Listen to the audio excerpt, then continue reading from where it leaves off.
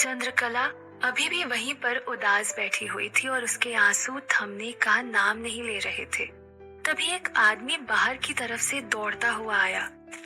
चंद्रकला, पूरे गांव में भी नीति को खोज लिया पर नीति का कहीं कुछ पता नहीं चला। चंद्रकला ये सुनते ही पूरी तरह टूट गई और उसके मुंह से रोते हुए जोर से चीख निकली। नीति! चंद्रकला की चीख उस दरवाजे के बाहर तक तो पहुंची पर अंदर ना पहुंच सकी। अंदर का नजारा बिल्कुल ही अलग था।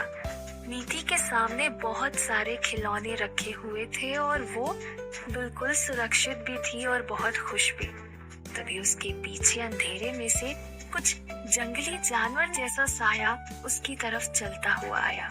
नीति अपने खेलने में पूरी तरह व्यस्त थी और वो साया धीरे धीरे उसके बिल्कुल करीब आ गया था।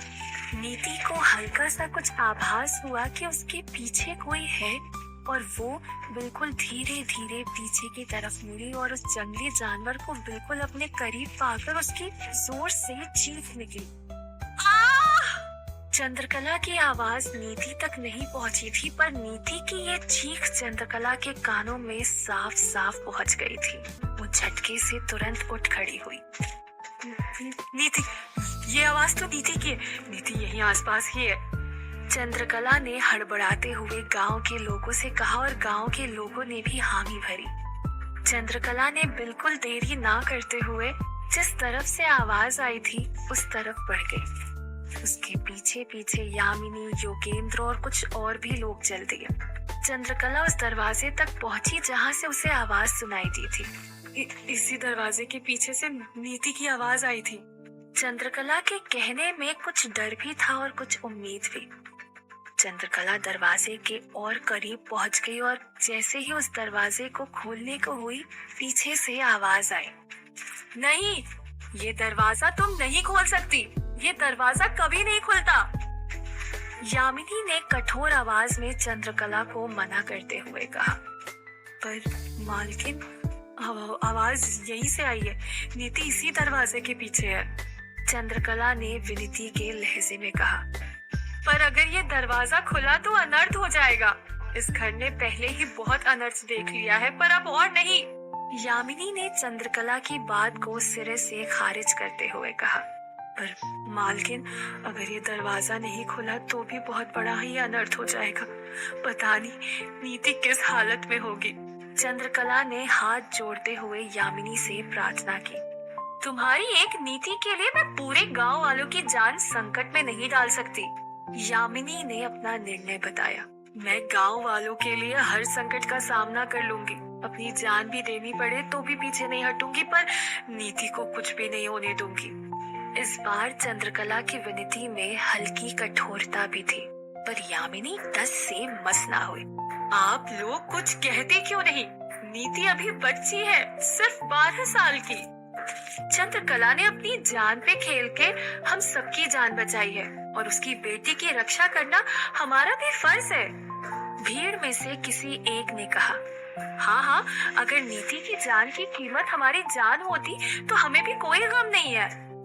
दूसरे ने पहले का साथ दिया। हाँ हाँ, ये दरवाजा तो खुलना ही चाहिए। 3-4 लोगों ने एक साथ कहा और पीछे पीछे बाकी लोगों ने भी इसी स्वर में कहा। हाँ हाँ, ये दरवाजा खुलना ही चाहिए। और देखते ही देखते पूरी हवेली में यही आवाज गूंजने लगी। अब यामिनी बिल्कुल लाचार हो गई थी। उसके पास दरवाजा खोलने के अलावा कोई दूसरा उपाय नहीं था। चंद्रकला के चेहरे पर विजय की मुस्कान साफ झलक रही थी। यामिनी ये देखकर अंदर ही अंदर गुस्से से आग बबूला हो रही थी कि कैसे पूरे गांव वाले उसका नहीं बल्कि चंद्रकला का साथ दे रहे थे। न जाने कौन सा जादू किया हुआ है इसने गांव वालों पर आज जो गलती यामिनी ने की थी उसे वो कभी नहीं दोहराना चाहेगी। इस तरह गांव वालों के सामने चंद्रकला के खिलाफ जाने की गलती।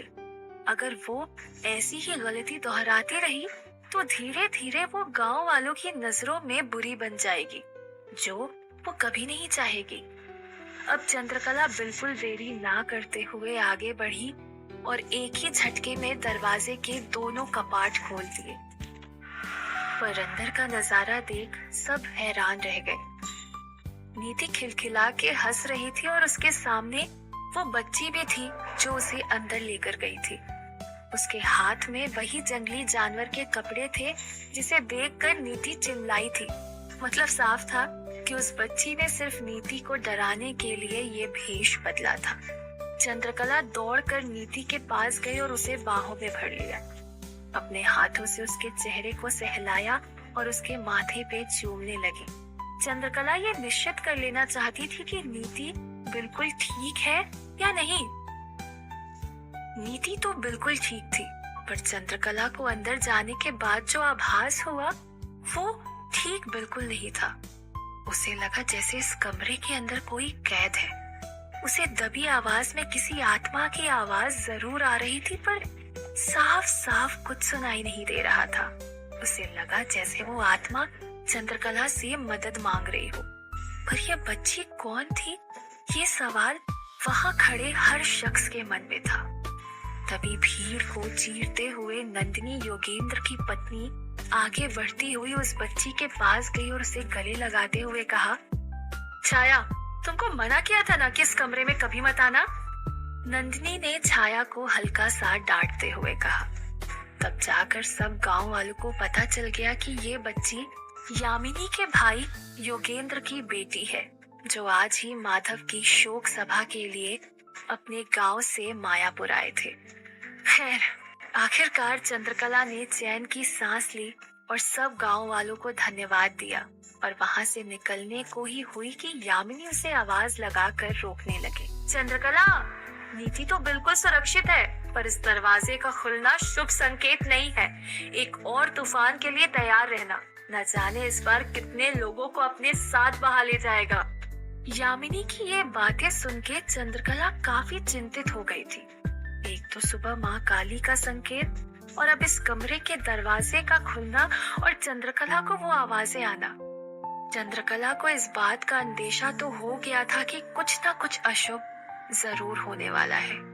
और यामिनी की बातें सुनकर गांव वालों के चेहरे पर डर का खौफ साफ दिखाई दे रहा था, पर किसी की भी ये हिम्मत नहीं हुई कि वो ये पूछ सके कि आखिर इस कमरे के अंदर ऐसा क्या हुआ था, क्यों ये कमरा सालों से बंद पड़ा हुआ है।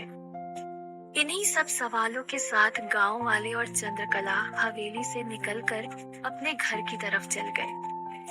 चंद्रकला नीति के साथ अपने घर जा ही रही थी कि बीच रास्ते गांव का एक पागल, जिसे सब लोग भोला कहते थे, उसकी आवाज उसके कानों में पड़ी। वैसे तो भोला को सब लोग पागल समझते थे, पर चंद्रकला ये जानती थी कि भोला पागल जरूर है, पर भोला की सब बातें हमेशा सच साबित होती है। और आज भोला एक ही बात बार बार दोहराए जा रहा था, वो गया नहीं है, यही है। वो गया नहीं है, यही है। जैसे ही चंद्रकला के कानों में ये बातें पड़ी, चंद्रकला की नजरें भोला को ढूंढने लगी और भोला कड़कती धूप में बिना कपड़ों के एक पुराने पेड़ की मोटी सी टहनी पर बैठा हुआ था। सूरज की तेज धूप मानो भोला के नंगे बदन को चीरते हुए निकल रही थी। भोला अक्सर ऐसी ही किसी जगह पर बैठा मिलता था। चंद्रकला उसके करीब गई और पूछने लगी, क्या कहा आपने? वो गया नहीं है, यही है, भोला ने उसी स्वर में कहा। कौन नहीं गया? कौन है यहाँ पर? चंद्रकला ने दूसरा सवाल करते हुए पूछा। वो गया नहीं है, यही है, भोला ने बिना कोई बदलाव किए फिर उसी स्वर में कहा। हाँ हाँ, पर कौन? चंद्रकला ने इस बार थोड़ा चिढ़ते हुए पूछा। वो गया नहीं है, यही है, पर भोला के जवाब में कोई अंतर नहीं आया। चंद्रकला समझ गई कि भोला से इससे आगे कुछ भी पूछना बेवकूफी ही होगी, और वो ये सोचते हुए वहां से आगे बढ़ी कि आखिर भोला किसकी बात कर रहा था। और अंत में वो इस निष्कर्ष पर पहुंची कि शायद भोला ये कहना चाह रहा था कि अंगुना अभी भी यही है और वो कहीं नहीं गई है। पर वो ये नहीं समझ पाई कि भोला अंगुना की नहीं बल्कि सरपंच माधव की बात कर रहा था, जो गया नहीं है, अभी भी जिंदा है और तुम उसे अभी भी बचा सकती हो। और सोचते सोचते चंद्रकला वहां से अपनी घर की तरफ चली गई। दूसरी तरफ यामिनी की बेचैनी शांत होने का नाम नहीं ले रही थी। वो इधर से उधर अपने कमरे में टहल रही थी। उसका भाई योगेंद्र उसको शांत करने में लगा हुआ था। शांत हो जाओ यामिनी, शांत हो जाओ। इस तरह गुस्सा करने से कोई समाधान नहीं निकलेगा। पर योगेंद्र की एक नहीं सुन रही थी वो। नहीं भैया, आप जानते थे उस चंद्रकला को? बहुत बड़ी शातिर औरत है। मुझे तो लगता है गांव वालों पे उसने कोई काला जादू कर रखा है और सब के सब उसके वश में है। जो चाहती है वो उससे करवा लेती है। यामिनी ने काफी गुस्से में कहा, अब तुम ज्यादा ही सोच रही हो। योगेंद्र ने यामिनी का साथ ना देते हुए कहा, नहीं भैया, मुझे तो ये भी लगता है कि इस गांव पे राज करने के लालच में ही मेरे पति को डकार गई, ताकि उसके रास्ते में कोई आ ना सके। मैं उसकी ये असलियत गांव वालों के सामने ला कर रहूंगी। यामिनी ने दृढ़ निश्चय से जवाब दिया। योगेंद्र ने करोगे क्या? पूछा। आगे का तो मुझे नहीं पता, पर फिलहाल तो मैंने राघव को वापस बुलाया है। यामिनी ने शातिर मुस्कान के साथ कहा, राघव को? तुम क्या मूर्ख हो गई हो? तुम नहीं जानती इस गांव के लोग राघव से कितनी नफरत करते हैं और तुम उसी राघव को वापस बुलाना चाहती हो? योगेंद्र ने यामिनी को मूर्ख नजरों से देखते हुए सवाल किया। गांव वालों की उसी नफरत को तो प्यार में बदलना है। आप जानते नहीं है, इस धरती पर राघव से ज्यादा चंद्रकला से कोई नफरत नहीं कर सकता और हमें उसी नफरत का इस्तेमाल करना है। आप देखते रहिएगा, इस शतरंज के खेल में राघव हमारे लिए वजीर का काम करेगा।